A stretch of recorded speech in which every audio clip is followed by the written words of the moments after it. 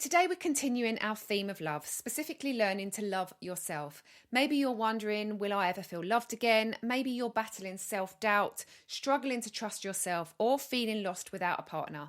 Or perhaps you're in a new relationship but still carrying scars from the past. Maybe you're even questioning whether the love you're receiving now is truly what you deserve. But here's the thing, love doesn't start with somebody else, it starts with you. In today's episode, I'm talking about how to reclaim self-love after separation, divorce, or an unhealthy relationship. And also we'll explore how to rebuild your trust in yourself after a painful breakup, why movement, not just exercise, but intuitive movement can help you reconnect with your body, how setting boundaries is an act of self-love, whether you're co-parenting, dating again, or simply learning to say no, practical ways to show yourself the love you deserve, even if you don't feel worthy of it yet. Let's dive in. Welcome to The Secrets in the Powder Room, where we share stories and open up conversations about all the secrets women are forced to keep out of fear and shame. I'm Louise Bryant, professional certified coach, intuitive eating counsellor, and trauma-informed domestic abuse specialist and survivor. We're here to support you on your healing journey and help you feel like you're not alone. This is not to be a replacement of your own professional, medical, or legal advice. This podcast contains adult language and content. Listener discretion is advised.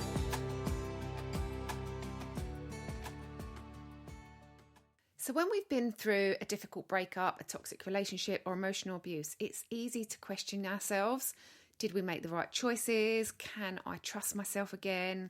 Can I trust my judgment to trust someone else again?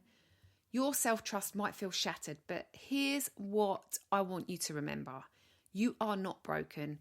You don't need someone else to validate your worth. Self-love after a breakup isn't about waiting for someone else to make you feel good or waiting to feel good even. It's about choosing to care for yourself even when it feels hard. And one of the best ways to start is by getting back into your body. So many of us are taught that movement is about fixing our bodies, losing weight, or looking a certain way. But after a breakup, especially if the relationship was controlling or emotionally draining, movement can be a way to reclaim yourself and your body. And this isn't about forcing yourself to exercise. It's about reconnecting with your body in ways that make you feel really, really good. So dancing in your kitchen because it makes you feel alive, walking in nature to clear your mind, or even gentle stretching to release some tension. But also running, Zumba, Pilates, weight training also makes you feel alive, and that is amazing. Intuitive movement is also an act of self-love, and it's saying, I deserve to feel good in my body no matter what it looks like. I don't need to punish myself. Movement is here to nourish me, not punish me. So I just want to invite you to just move your body a bit more, not for anyone else, but for you. And one of the hardest parts of dealing with healing after a breakup is learning to put your needs first. I invite you to move, not for anyone else but yourself. Find something that you really, really enjoy. Exercise doesn't have to be painful. It can be fun. And, if you are getting into the gym and you are able and you're feeling ready to do the fitness program, you will feel so much better for it after. The hardest step sometimes is just stepping into the gym. But I very, very rarely feel rubbish after I've done a workout. Don't get me wrong, it can be quite painful doing the workout. But if that's where you're at in your movement development, then go for it. One of the biggest things that I come up against when I'm working with women who have been through a breakup is learning how to put your needs first. Maybe you're co-parenting with a difficult ex, or maybe you're trying to work out all the family pressures. And to just move when you're still grieving can be really, really hard. But maybe you've started dating again and you find yourself people-pleasing because it's what you've always done. This bit's for you. So here's what I think you need to hear. Boundaries are not selfish. You are not responsible for making everyone else comfortable at your own expense. Saying no is an act of self-love, and some boundaries to consider as you heal. No to answering every text from your ex immediately. No to over-explaining your breakup to people who don't support you. Yes to taking time for yourself without guilt. Yes to practicing peace, even if it means disappointing others. Self-love isn't just about a day at the spa and affirmation. Sometimes self-love looks like standing up for yourself. So here are just some small ways to show yourself some love every day. And you might not wake up tomorrow and suddenly feel amazing. Healing is a process, but here's what you can do now. Talk to yourself with kindness. If you wouldn't say it to a friend, don't say it to yourself. And you are the only one that's listening to that. You're the only one that can hear that. So just make sure that inner voice that you're speaking to yourself with on a day-to-day basis, on a moment-to-moment basis, is pure kindness. And just notice that. If you do get into any negative self-talk, just notice that and say, that's not very kind, and stop yourself from doing that.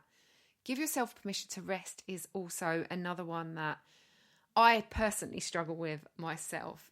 You know, rest is such an important part for us to be able to look after our families, look after ourselves, look after our careers, do all the things that we need to do. And, you know, as women, quite often we feel so much guilt around resting.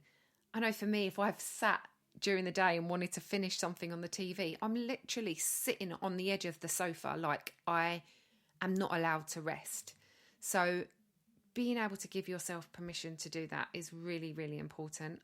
Try and do something that makes you feel good in your body, even if it's just stretching in bed, even, like I said before, going for a nice walk, doing some dancing, doing anything that makes you feel really good in your body. You want to move all that energy around you. And if you go back to our podcast that we did last week with Christina, she'll explain about all the movement in your body and how that is so beneficial for your mental well-being, your physical well-being. And always celebrate any small wins that you have. So every time you put yourself first, you're rewriting the story. You don't need to be in a relationship to feel love. You are already worthy as you are right now. So I hope that was helpful. But here are some journaling questions that I want to leave you with and some prompts to help you reflect on where you are and how you can support yourself with more self-love and self-compassion.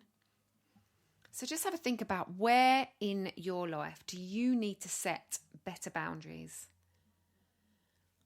What's one way you can show yourself some love this week? What limiting beliefs about love and relationships are you ready to let go of? And how can you move your body in a way that feels good, not punishment? So just take a bit of time to explore these questions and you might be surprised what comes up. But if you're navigating a breakup, a divorce, or healing from an unhealthy relationship, you don't have to do it alone. I offer one-to-one coaching. I help women build confidence, set boundaries, and create a future that feels good again. I also run free group programs designed to help women process toxic relationship patterns and take the first steps towards their food and body freedom. And if you'd like to see if you're eligible, reach out to me through my website or Instagram. And as a free gift, I've created a self-healing meditation, and you can also sign up for my free membership where you get a free self-care course and access to my freebies. All links in show notes. So thank you for joining me, Louise Bryant, in this episode of Secrets in the Powder Room. You are enough, you deserve love and respect, and a life that makes you feel good, not just in a relationship, but with yourself. And if this episode resonates with you, please subscribe, share, leave a review. It helps others to find the show and start their own healing journey. Until next time, take care of yourself and remember, real love starts with you.